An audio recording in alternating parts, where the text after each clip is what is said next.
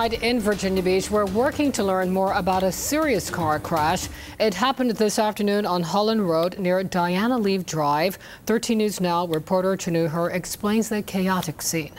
Well, yeah, Regina, this scene had different emergency vehicles out there, from an ambulance to multiple police cars and even canine officer cars. Witnesses say they couldn't believe how all of this unfolded.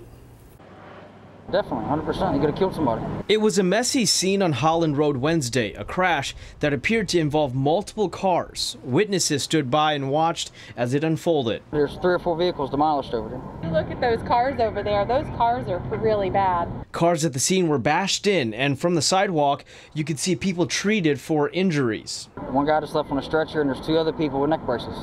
He done some damage. He hurt a lot of people.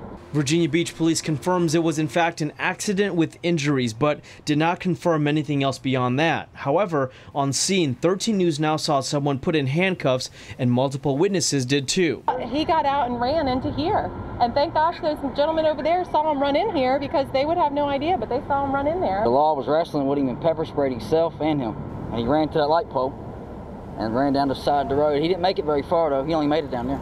Witnesses say they didn't like seeing this because it put lots of people in danger, but they're glad police reacted quickly. Could have been a child in there, a little baby. I got a 1-year-old.